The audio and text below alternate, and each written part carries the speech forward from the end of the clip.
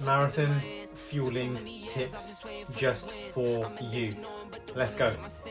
I do it for real, there's no reason to pretend. If I do it once, I do it again. Add it up, bankroll, euro, peso. Hi everyone and welcome back to the channel. So in this video today we're talking specifically about the marathon fueling and how you can optimize your race day strategy on basically what fuel to take, what gels to take, when to take them, which ones I like to use, and more importantly, how to carry all of this supplies that you need for the race day. Before I get stuck into it, I think it's crucial to mention that practicing your race day fueling is essential to have success on race day.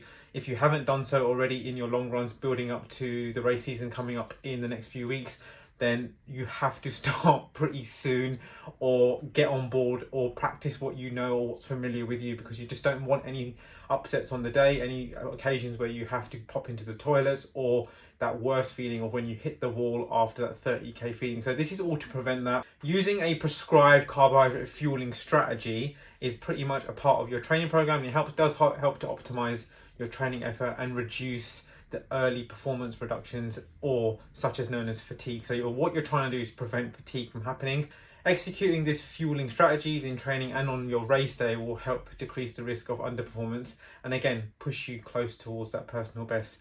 On the side of that, along with carbohydrate intake, there is the additional use of caffeine. You see many people having coffees and teas before their runs. It is scientifically proven to help, and it is well known to have athletic benefits. It increases alertness, decrease perceived exertion, and therefore it does reduce fatigue. So although you're working pretty hard, having that additional boost of caffeine can sometimes mask that feeling, which again helps you push towards a personal best or a really excellent effort in your race. Obviously with this, again, it requires practice, what's good for your stomach, what's not, and also prevent you from going to the bathroom, because high doses of caffeine can sometimes lead to that emergency stop, which is not ideal. Using them together has a really good enhanced performance effect compared to taking each one in isolation. So that's the basis of the carbohydrate loading. That's the importance of fueling. So a couple of days beforehand, before your target marathon race, you're going to want to increase your carbohydrate intake, and also known as carbo loading. I'm not a nutritionist, I'm not someone here to give you dietary advice, but you just want to eat well, eat enough, and make sure that you are not overly cramming plates and plates of food down you, but you want to increase the amount of carbohydrates. So that's good sources of energy, good sources of food supplies.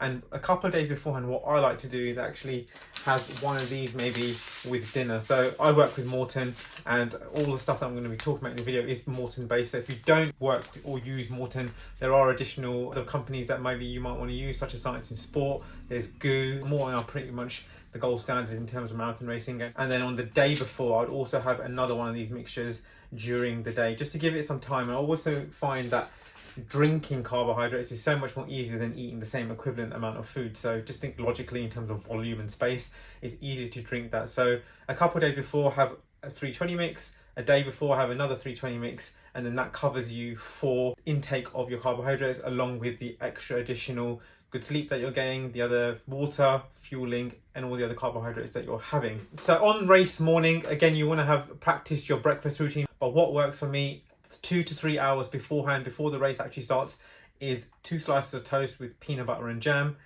a cup of breakfast tea, a small glass of orange juice, and a hydration tablet. And that really does sit really nicely on my stomach, gives you enough of a breakfast, allow you to digest that as you make your way to the start of the race. And again, I like to eat it exactly around 3 hours beforehand, but this is something that I've tried and tested. And on the way to the start, I will sip a 320 mixture, which I would have mixed up the night before. So I would have eaten my breakfast and then have a bottle of this and just sip it on the way to the start before you go and drop your bag in. Even better, actually put all of this mixture along with the water into a disposable bottle, which you can take with you to the actual start. So you are having a lot of fuel beforehand, but again, you are racing a marathon. So in terms of the actual start, you're going to see on the screen some race day fuel guides. So this is just taken from the Morton website, and I think this is probably one of the best breakdowns that you can probably get, and it does work pretty well in terms of translating that from a 4 to 5 hour marathon all the way down to between a 2 to 3 hour marathon. So it just depends on the intake. The quicker you run, the more fuel you'll need. This is a fueling routine that I've stuck with for the number of years, And at the start line, just before I'm about to go in that pen, maybe like a couple of minutes before, just before you're about to start that watch, I will take one of these caffeine 100 gels at the very start. And then at 6K, I will then take a gel 100 between 6 to 7K. And then I will do this same routine at 14K, 21K, 28K, 36K. So you've got one at the start and you're carrying 6 with you. So between 6 and 7, 14 and 15, 20 and 21, 28 and 29, and then 35 or 36K. So those are the routines. I like to alternate between the two. In terms of these gels, the consistency is pretty jelly-like, I would say. It's a bit gloopy. They're not too sweet on the tongue. They're not any sort of variation in flavors. They taste sweet, but not overly too sweet. So they are easy to get down. You just have to chew, like get the gel into your mouth, chew it, allow your body to absorb it and try and swallow it whilst you're running at pace, and then obviously discard it in a safe way. In terms of taking it with water, I'm okay. I don't need to take water with it, but if you have a bottle with you, or if you're approaching a water station, depending on where they are on your course, then maybe take it beforehand, grab a drink. Again, these gels can go down pretty easily. I do take water on board during the course, and if there is maybe a energy drink that is available on the actual race itself, I might take a few sips of that, just an added bit of extra sugar. So you're probably thinking like, Amrit, like that's a lot of gels to carry. Where am I actually going to put all of these gels? Like, I can't carry them. I've only got 2 hands. But these are my race day options in terms of what I like to do and how I like to carry them. So first things first, you got a pair of split shorts. So these are Nike Aeroswift split shorts. 2 pockets on the back which can fit in 2 gels pretty easily. I think I've raced around 5 or 6 marathons in these shorts and they work down to a T. The beauty of the Morton gel is the fact that that can sit in pretty nicely. You're not having any of the tabs sort of rub against the back of your skin, which I think is essential. And again, what I like to do is maybe put 2 of the same in one pocket and then 2 of the same in the other pocket as well, so you know which one to reach for at which point during the race. Again, so that's 4 gels in the back. The front 2 pockets are super small, usually for a key or maybe like a salt tablet, which you can maybe get. So maybe wrap up a small salt tablet in a bit of cling film if that helps, if you need to have that, or a salt stick, something like that can go in the front 2 pockets. And then you've got the drawstring which kind of keeps it all together on your waist. These are the GOAT in terms of shorts. These are the best shorts I've ever worn for marathon. They sit close to your backside, which is nice. There's no flapping around or movement, which is brilliant. Alternatively, if you need another brand out there, so obviously these are the Tracksmith shorts. Again, these are Strata shorts and they have 3 pockets at the back. Again, you've got one on the left, one on the right, and then you've got the center pocket, which just sits pretty nicely. Gels really easy, close to the body. They fit in really nice, and that is a very nice fit. You can also just tuck in the top of the tab, which you have like that, which can sit in really nicely. Again, these fit really close to the body. The half tights, for all you half tights fans out there, so these are the Nike Aeroswift half tights. Again, pretty much the same construction as the split shorts. Got 2 pockets at the back which can fit 2 gels once again, which like that, and then you can get another 2 in there. But also these have an additional zipper pocket at the back which you can probably stuff a lot of gels in.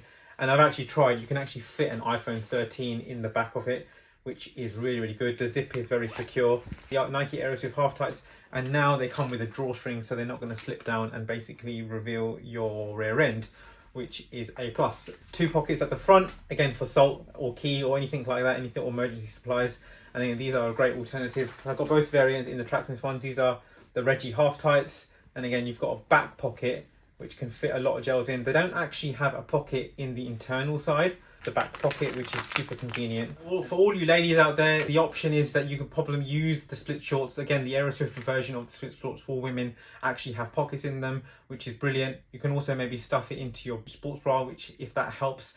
And also, as an alternative, you can also use arm sleeves. So again, if you put an arm sleeve on to your arm, and then you tuck that in, you can actually tuck into the top of the arm sleeve your gel, which could work pretty nicely. So I think that's pretty cool. I know a lot of people who do actually do this, and if you do actually wear arm sleeves, it's an easy way for you to reach, take out, and then have the actual gel itself. If you want to put them on the bottom side, you can do so. There's an option to do that as well.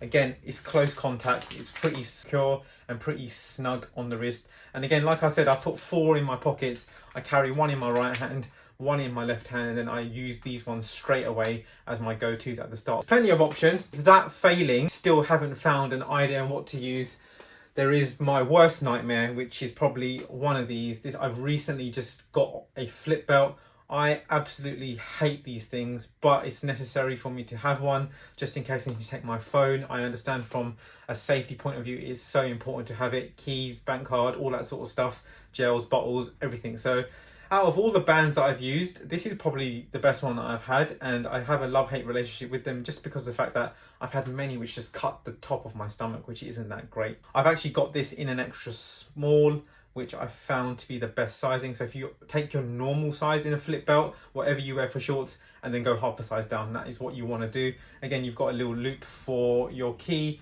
You've also got a zip pocket at the front, and you've got a sort of pouch at the back, which you can probably squeeze in tons of gels, actually tons and tons of gels. So you put the gel in at the back, and you can just sort of slide it in, and then you've got it.